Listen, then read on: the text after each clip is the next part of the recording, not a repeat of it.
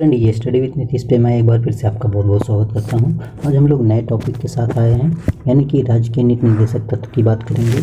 इससे रिलेटेड जितने भी क्वेश्चन बनते हैं उन सारे क्वेश्चन की हम लोग नेचर को समझेंगे, यानी कि हम लोग सारे डिटेल्स पढ़ने वाले हैं राज्य के नीति निर्देशक तत्व, जिसको बोलते हैं DPSP, यानी कि direct principle of state policy के बारे में बात करेंगे, जिसको हम लोग शॉर्ट में DPSP बोलते हैं। ठीक है, तो राज्य के नीति निर्देशक तत्वों के बारे में हम लोग सारे डिटेल्स पढ़ेंगे और साथ ही साथ समझेंगे कि जो DPSP है इसमें भाग 6 में बताया गया है अनुच्छेद 36 से 51 के मध्य, यानी कि सारे आर्टिकल को हम लोग डिटेल से पढ़ेंगे 36 से 51 के मध्य, जो कि नीति निर्देशक तत्व से रिलेटेड है। किस आर्टिकल में क्या कहा गया ये सारी बातें समझेंगे। इसके बाद हम लोग प्रैक्टिस सेट लगाएंगे नेक्स्ट वीडियो में। आज के वीडियो में बस हम लोग प्रैक्टिस सेट ही करने वाले हैं। अगर इससे पहले आप नहीं देखें तो हम लोग भाग 3 तक कंप्लीट कर चुके हैं, जो कि मौलिक अधिकार से रिलेटेड था। ठीक है, तो पीछे का वीडियो आप देख सकते हैं, वहाँ पे जाके प्रैक्टिस सेट भी लगा सकते हैं। तो इस वीडियो की खास बात ये रहेगी डियर कि हम लोग शॉर्ट नोट्स पढ़ने के साथ साथ हम लोग प्रैक्टिस सेट भी लगा रहे हैं, वो भी टॉपिक वाइज, जो कि किसी भी सब्जेक्ट के लिए जो प्रिपरेशन के लिए होता है बहुत ही इम्पोर्टेंट बन जाता है। तो ये बात आपके लिए बहुत ही ज़्यादा इम्पोर्टेंट होगी, क्योंकि आप शॉर्ट नोट्स पढ़ेंगे। इसके बाद इससे रिलेटेड क्वेश्चन जो कि कहीं ना कहीं एग्जाम में पूछे हुए क्वेश्चन की हम प्रैक्टिस सेट भी करवाएंगे आपके साथ। ठीक है, तो आज की सेशन चलिए स्टार्ट करते हैं। इसके बाद नेक्स्ट सेशन जब हम लोग कल लेकर आएंगे तो उसमें हम प्रैक्टिस सेशन भी लगाएंगे। तो आज के लिए बस इतना ही। तो चलिए आगे हम लोग प्रैक्टिस सेशन स्टार्ट करते हैं। अगर नए हैं तो चैनल को सब्सक्राइब कर लीजिएगा, ताकि इस तरह के अच्छे वीडियो आपको प्रोवाइड होते रहेंगे। ठीक है, तो देखिए बात करते हैं हम लोग DPSP की। तो भारत के संविधान में भाग 4 में 36 से 51 के मध्य जो है राज्य के नीति निर्देशक तत्व की प्रावधान किया गया है। ये बातें आपको पता होनी चाहिए। जबकि हम लोगों ने मौलिक अधिकार का बात किया था भाग 3 में, जो कि आर्टिकल था 12 से 35 तक। तो हम लोग देखिए एक सीरियल वाइज पढ़ रहे हैं और टॉपिक वाइज भी पढ़ रहे हैं। कितनी अच्छी बात हो जाती है कि जब हम लोग टॉपिक वाइज सारे डाउट अपने क्लियर कर रहे हैं, प्रैक्टिस सेशन भी लगा रहे हैं, तो ये बहुत ही ज़्यादा आपके लिए हेल्पफुल साबित हो सकता है। अब देखिए बात करते हैं भारतीय संविधान की में नीति निर्देशक तत्व कहाँ से लिया गया है। ये आयरलैंड के संविधान से लिया गया है। तो नीति निर्देशक तत्व कहाँ से लिया गया है? आयरलैंड से। जबकि मौलिक अधिकार की मैंने बात किया था तो वो कहाँ से लिया गया था? अमेरिका से, USA से लिया गया था। नीति निर्देशक तत्व की प्रकृति अनुच्छेद 37 में स्पष्ट होती, यानी कि जो नीति निर्देशक तत्व का जो आर्टिकल 36 और 37 है वो इसके प्रकृति और इसकी परिभाषा के बारे में व्यक्त करता है। 36 और 37, ठीक है। तो 37 में देखिए इसकी प्रकृति बताई है, जबकि 36 में इसकी परिभाषा बताई गई है। ठीक है, नीति निर्देशक तत्व के उपबंध न्यायालयों द्वारा लागू या जिसको बोलते हैं इन्फोर्सेबल नहीं किया जा सकता है, यानी कि जो नीति निर्देशक तत्व में उपबंध है वो न्यायालय उसको ज़बरदस्ती लागू नहीं करवा सकता राज्यों से। तथापि इसके सिद्धांत देश के संचालन में मूलभूत या फंडामेंटल हैं, तथा राज्य यह कर्तव्य है कि वह इस सिद्धांतों को कानून बनाकर लागू करे। तो देखिए ये जो DPSP है इसका संचालन मूलभूत फंडामेंटल है। ये स्टेट चाहे तो इसकी कर्तव्य, ये राज्य का कर्तव्य है कि वो कानून बना के इसको लागू कर सकती है या ना लागू कर से।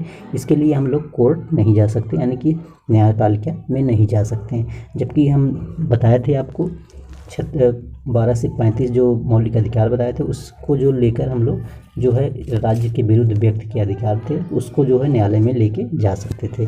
बट ये नीति निर्देशक तत्व को न्यायालय में लेके नहीं जा सकते। ये राज्यों के नेचर के ऊपर डिपेंड करता है कि वो लागू करे या ना करे। आर्टिकल 38 कहता है कि इसके अनुसार राज्य लोक कल्याण की अभिवृद्धि के लिए सामाजिक व्यवस्था करेगा।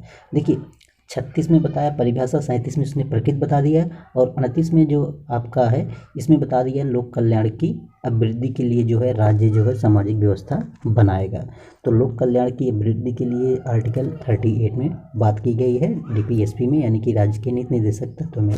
आर्टिकल 39 में कह रहा है कि राज्य द्वारा अनुसरणीय कुछ नीति निर्देशक तत्व हैं जो पुरुष स्त्री के समान रूप से आजीविका को प्राप्त में भौतिक संसाधनों का वितरण और न्याय उपलब्ध हो। अब देखिए यानी कि पुरुष और स्त्री को समान आजीविका प्राप्त हो, ऐसी बात जो है आर्टिकल 39 में बताया गया है, जो कि पुरुष स्त्री के लिए समान कार्य के लिए समान वेतन की बात करता है। आर्टिकल 39 देखिए, पुरुष और स्त्री को समान कार्य के लिए समान वेतन प्राप्त हो। बालकों हित कल्याणकारी कार्य भी इसी में सम्मिलित है। ठीक है, तो देखिए कितनी अच्छी बात है कि आर्टिकल 39 जो है महिला और पुरुष के लिए समान कार्य के लिए समान वेतन की बात करता है। 38 मैंने बताया, 38 में जो है लोक कल्याण की बात करता है DPSP, जबकि 37 में जो है लोक कल्याण की जो 36 था, 36 में परिभाषा बताया गया, 37 में जो है राज्य नीति निर्देशक तत्व के जो है प्रकृति के बारे में बताया गया है। 39 देख लेते हैं।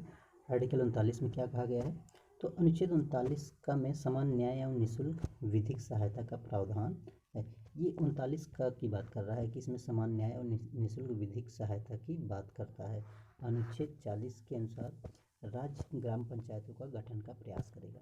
देखिए 39 में समान न्याय एवं निःशुल्क सहायक विधिक सहायता की प्रावधान किसमें करता है, 39 में। ठीक है, तो ये आर्टिकल बहुत इंपॉर्टेंट है 39। तो आर्टिकल कि राज्य जो है निःशुल्क विधिक सहायता का प्रावधान करेगा, समान न्याय तथा निःशुल्क विधिक सहायता। और आर्टिकल 40 भी बहुत ज़्यादा पूछा जाने वाला आर्टिकल है। इसमें ग्राम सभा के पंचायतों के गठन का प्रयास करेगा, यानी कि नीति बनाएगा।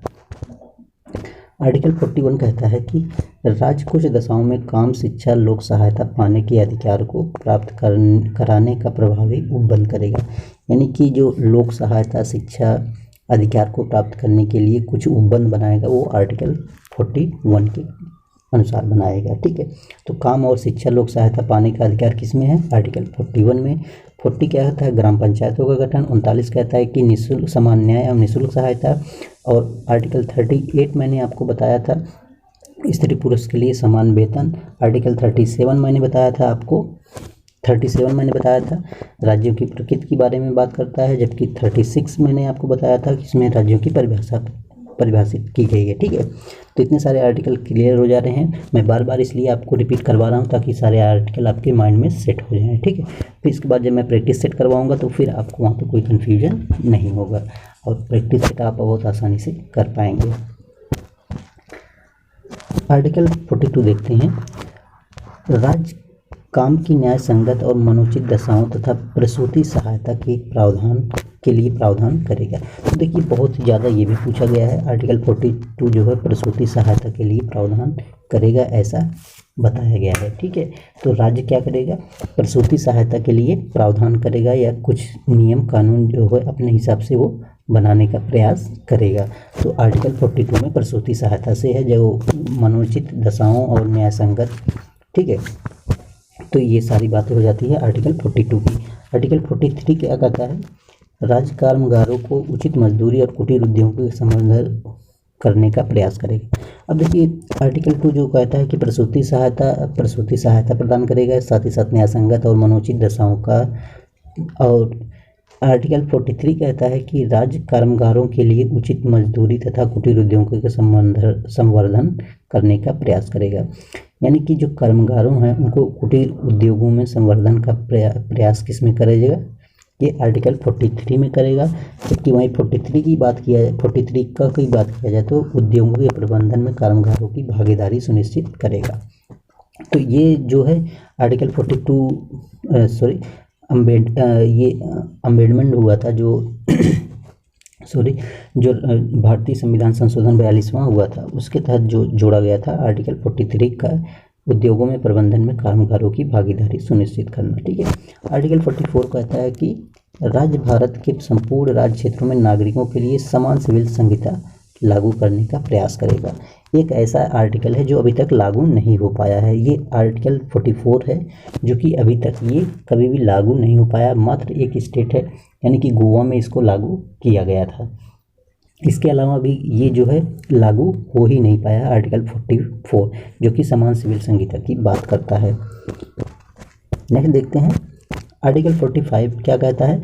राज्य 6 वर्ष से कम आयु के बालकों के लिए प्रारंभिक बाल्यावस्था देखरेख और शिक्षा का प्रबंध करेगा। यानी कि जो आर्टिकल 45 है ये बालकों की शिक्षा से रिलेटेड है, जो कि 6 वर्ष से कम आयु वाले बच्चों को प्रारंभिक शिक्षा देखरेख शिक्षा की व्यवस्था का प्रबंध करेगा।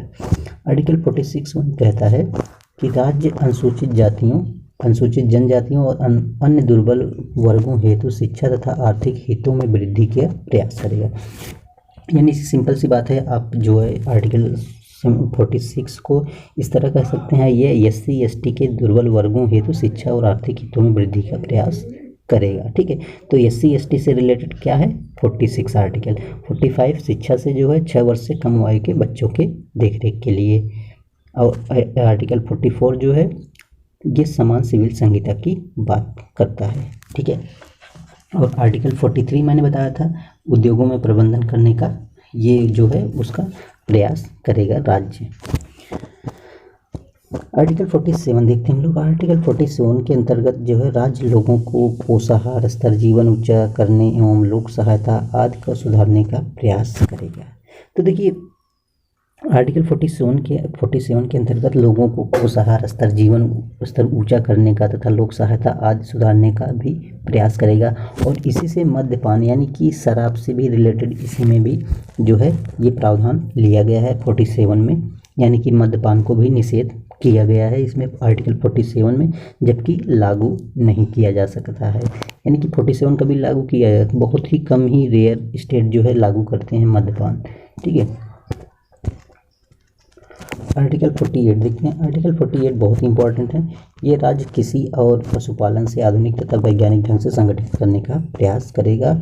गाय बछड़ों तथा अन्य दुधारू और वाहक मवेशियों के वध का प्रतिषेध करने के लिए प्रयास करेगा। तो देखिए आर्टिकल 48 कहता है ये राज्य जो है कृषि और पशुपालन को आधुनिक और वैज्ञानिक ढंग से संगठित करने का प्रयास करेगा। साथ ही साथ गाय बछड़े, अन्य दुधारू तथा वाहक मवेशी हैं जो कि वाहन का काम करते हैं, ऐसे पशुओं के वधों का जो है ये प्रतिषेध करेगा, यानी कि रोक लगाने का प्रयास करेगा। ये आर्टिकल 48 में कहा गया है। जबकि वहीं आर्टिकल 48 का जो है इम्पोर्टेंट हो जाता है आपके लिए, क्योंकि ये जो है देश में पर्यावरण संरक्षण और संवर्धन का प्रयास करेगा तथा वन एवं वन्य जीवों की रक्षा करने का प्रयास करेगा। तो आर्टिकल 48 कृषि एवं दुधारू पशुओं से तथा गाय बछड़े अन्य दुधारू वाहक मवेशियों के वधों का प्रतिषेध करता है, जबकि 48 का कहता है कि पर्यावरण के संरक्षण, संवर्धन, वन एवं वन्य जीवों की रक्षा करने का प्रयास करता है। तो ये बहुत ही ज़्यादा इंपॉर्टेंट आर्टिकल है, इसको आप मिस मत करिएगा। ठीक है, तो बार बार इसको रिवाइज कर लीजिएगा ताकि क्वेश्चन आपको कभी भी ये भूलने ना पाए। तो आर्टिकल 49 देखते हैं हम लोग। आर्टिकल 49 भी बहुत ही इंपॉर्टेंट बन जाता है आपके लिए। अंतर्गत राष्ट्रीय महत्व के स्मारकों एवं स्थानों को संरक्षण प्रदान करेगा। यानी कि ये भी आर्टिकल बहुत ही ज़्यादा पूछा जाने वाला आर्टिकल है कि 49 में कहा गया है कि जो राज्य है वो राष्ट्रीय महत्व के स्मारकों, यानी कि जो स्मारक हैं जैसे ताजमहल है, कुतुब मीनार है, लाल किला है, इन सबको जो है स्थानों तथा वस्तुओं को संरक्षण प्रदान करेगा। तो इन सारे को जो है संरक्षण एवं सुरक्षित प्रदान करने का काम जो है आर्टिकल 49 के अंतर्गत किया जाएगा। आर्टिकल 50 की बात करें तो इसके अंतर्गत जो है लोक सेवाओं में न्यायपालिका को कार्यपालिका से अलग करने के लिए कदम उठाया जाएगा। तो आर्टिकल 50 जो है 50 समझ लीजिएगा कि ये कार्यपालिका और न्यायपालिका के पृथक्करण का प्रावधान करता है। आर्टिकल 50 यानी कि 50। तो 50 भी इम्पॉर्टेंट है आपके लिए। तो 50 का मतलब 50 का मतलब 50 याद करिएगा। 50 क्या हो जाएगा? न्यायपालिका और कार्यपालिका को अलग अलग कार्य करने के लिए राज्य कदम उठाएगा, यानी कि अलग अलग करने के लिए कार्य कदम उठाएगा। अनुच्छेद 51 है, यानी कि नीति निर्देशक DPSP का जो ये लास्ट आर्टिकल है 51, इसके अनुसार जो है राज्य अंतर्राष्ट्रीय शांति और सुरक्षा की अभिवृद्धि करने का प्रयास करेगा।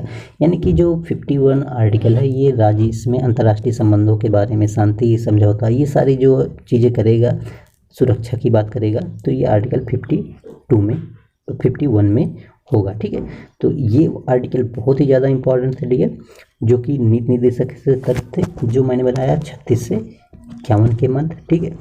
36 से 51 के मध्य मैंने बताया आपको डीपीएसपी, और इसको डीपीएसपी को जो है हम लोग कहते हैं राज्य के नीति निर्देशक तत्व जो कि राज्य द्वारा लागू किए जाते हैं। ये वाद योग नहीं है, यानी कि इसको हम लोग न्यायालय में लेके नहीं जा सकते हैं, ठीक है। तो ये जो है राज्य के प्रकृति पे निर्भर करता है, वो लागू करे कानून बना के या नहीं करे। तो ये जो बातें होती हैं बहुत ही इम्पॉर्टेंट हो जाती हैं आपके लिए। तो मैं एक बार आपको रिवाइज कराने का प्रयास करूंगा। देखिए अभी अंतर मैं बता रहा हूँ, इसमें मौलिक अधिकार और नीति निर्देशक तत्व में अंतर क्या है वो भी हम लोग देख लेंगे। थोड़ा सा मैं आपको एक बार रिवाइज कराने का प्रयास करूँ ताकि रिमाइंड हो जाए आपको कि क्या क्या बातें मैंने बताई आपको। तो देखिए मैंने बताया नीति निर्देशक कहाँ पे है, भाग 4 में है। आर्टिकल कहाँ से है, 36 से 51 के मध्य है। ये बातें क्लियर है ना, क्लियर है। कहाँ से लिया गया है, आयरलैंड से लिया गया है। कहाँ से लिया गया है, आयरलैंड से लिया गया है। यहाँ तक क्लियर है। इसके बाद मैंने बताया 36 में क्या है, 36 में क्या है, परिभाषा दिया गया है राज्य का। और 37 में क्या है, 37 में मैंने आपको बताया था इसकी प्रकृति के बारे में, इसकी प्रकृति के बारे में बात की गई है, राज्य के नीति निर्देशक तत्व। इसके बाद मैंने बताया था आपको 38, आर्टिकल 38 में मैंने क्या बताया था, राज्य जो है लोक कल्याण का लोक कल्याण की वृद्धि के लिए सामाजिक व्यवस्था बनाएगा, ठीक है। लोक कल्याण के लिए सामाजिक व्यवस्था बनाएगा, आर्टिकल 38 में। वही मैंने बताया था 39 में मैंने बताया था कि राज्य जो है स्त्री और पुरुष की आजीविका को जो है समान रूप से, यानी कि समान कार्य के लिए समान वेतन की बात की गई है। स्त्री पुरुष के समान कार्य के लिए समान वेतन की बात किसमें की गई है, आर्टिकल 39 में, ठीक है। तो समान कार्य के लिए समान वेतन। आर्टिकल 40 में मैंने आपको बताया था कि ये किससे संबंधित है, सॉरी एक और आर्टिकल था जो मैंने बताया था 39, उसको देख लेते हैं। 39 का एक का था जो कि 42वें संविधान संशोधन द्वारा जोड़ा गया था। तो उसमें जो बताया गया था कि समान एवं निःशुल्क विधिक सहायता बताया गया था, समान एवं निःशुल्क विधिक सहायता 39 तक कंप्लीट हुआ ना। अब 40 में हम लोग देख लेते हैं। 40 में मैंने बताया था पंचायतों से रिलेटेड है, ग्राम पंचायतों के जो है गठन से संबंधित है, ठीक है, ग्राम पंचायतों के गठन से। आर्टिकल 42 मैंने बताया था आपको, 42 में बताया था मनोचित दशाओं में, यानी कि प्रसूति सहायता, काम की मनोचित दशाएं एवं प्रसूति सहायता से संबंधित था, यानी कि गर्भवती महिलाओं से रिलेटेड था ये, जिसको ये प्रावधान करेगा, उनके लिए जो है मनोचित दशाओं का निर्माण करेगा, न्याय संगत करेगा काम का, ठीक है। आर्टिकल 43 मैंने बताया था आपको। 43 में क्या बताया था, राज्य जो है कर्मगारों के लिए मजदूरी तथा कुटीर उद्योगों के संवर्धन का प्रयास करेगा। कुटीर उद्योग, तो कुटीर उद्योग से रिलेटेड है, ठीक है, आर्टिकल 43।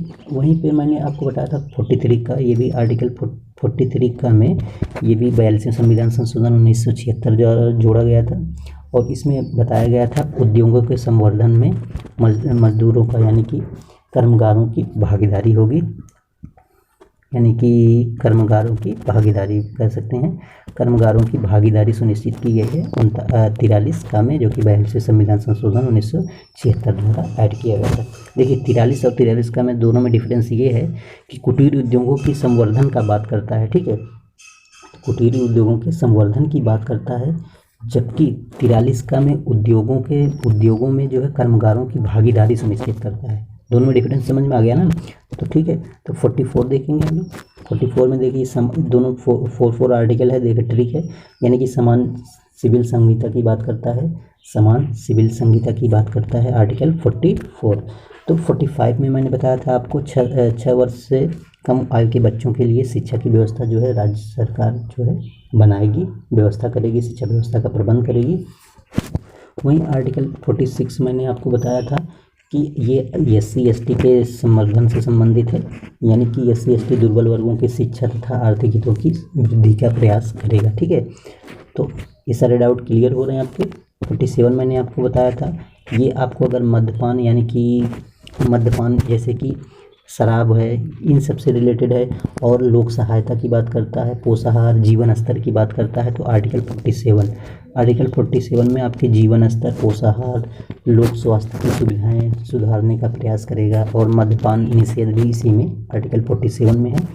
48 में मैंने आपको बताया था कृषि के संवर्धन के लिए बताया गया था, और दुधारू पशुओं में जैसे गाय, बछड़े, वाहन, मवेशियों के जो है वध का भी प्रतिषेध किया गया था 48 में। ठीक है, कृषि एवं पशुपालन और दुधारू पशुओं के वध से संवर्धित है आर्टिकल 48। वहीं मैंने आपको बताया था 48 का जो बताया था, ये जो बताया था ये पर्यावरण को जो है संरक्षण, संवर्धन तथा वन एवं वन्य जीवों की रक्षा करेगा। ठीक है, पर्यावरण से रिलेटेड है और वन एवं वन्य जीवों की रक्षा से रिलेटेड है 48 का। वहीं 49 मैंने आपको बताया था, 49 की बात कर रहे हैं। 49 मैंने आपको बताया था राष्ट्रीय महत्व के स्मारकों, यानी कि जो जितने भी स्मारक हैं, ताजमहल है, कुतुब मीनार है, लाल किला है, जो भी स्मारक हैं उनकी देख रेख का जो प्रावधान किया गया है आर्टिकल 49 में किया गया है। वहीं 50 की बात करें, मैंने बताया था आपको 50-50, यानी कि न्यायपालिका और कार्यपालिका के अलग अलग करने के कदम उठाएगा, यानी कि कार्यपालिका और न्यायपालिका के पृथककरण का सिद्धांत जो है आर्टिकल 50 में बताया गया है।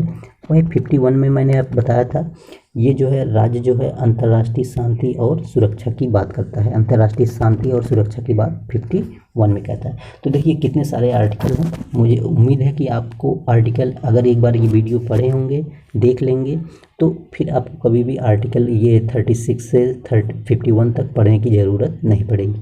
मेरी बातें आपको कन्फर्म हो जाएंगी। ठीक है, तो कितना इंपॉर्टेंट आपके लिए ये सेशन है, तो कमेंट सेक्शन में कमेंट जरूर करिएगा डियर। अगर आप नए हैं तो चैनल को सब्सक्राइब जरूर कर लीजिएगा और शेयर भी करिएगा अपने दोस्तों के पास।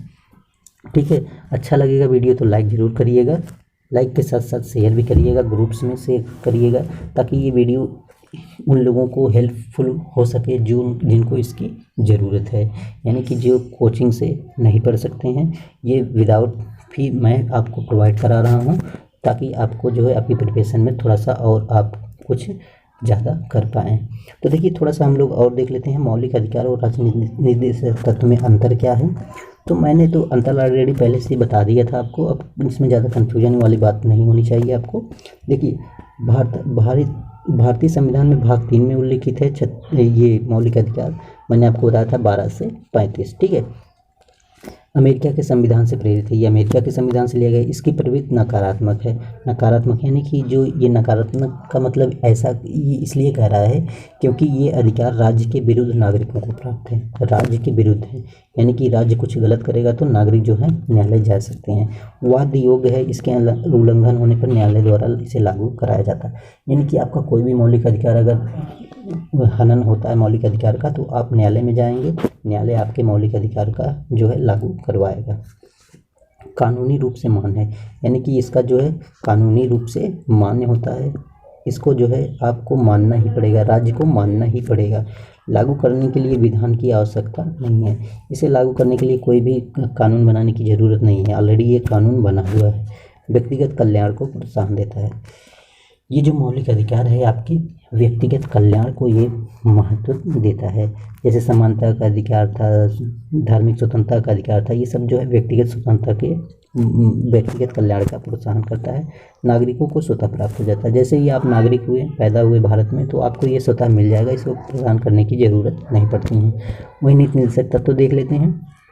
तो नीति निर्देशक तत्व में हमने क्या बताया था आपको, यह भारत के संविधान भाग 4 में है और आर्टिकल 36 से 51 तक की बात मैंने की थी। ठीक है, तो ये आयरलैंड के संविधान से लिया गया है। इसकी प्रवृत्ति सकारात्मक है, सकारात्मक का मतलब है ये राज्य के ऊपर डिपेंड करता है, राज्य लागू करे या ना करे, इसके विरुद्ध आप जो है न्यायालय में नहीं जा सकते, यानी कि ये गैर वाद योग्य है, ये वाद इस पर नहीं हो सकता है, यानी कि इसे न्यायालय द्वारा लागू नहीं कराया जा सकता है। ये राज्य चाहे लागू करे या ना करे, इस पर न्यायालय जो है ज़बरदस्ती लागू नहीं करवा सकती है। नैतिक एवं राजनीतिक मान्यता है, इसकी जो है इसकी प्रवृत्ति कैसी है, नैतिक है और राजनैतिक भी है। लागू कराने के लिए विधान बनाने की आवश्यकता है, यानी कि अगर इसको लागू कराना है तो इसके लिए कानून बनाना पड़ेगा, तभी ये लागू हो पाएगा। सामाजिक एवं आर्थिक कल्याण के लिए, तो सामाजिक और आर्थिक कल्याण के लिए ये जो है DPSP की बात की गई है, इससे जो है सामाजिक और आर्थिक कल्याण होता है।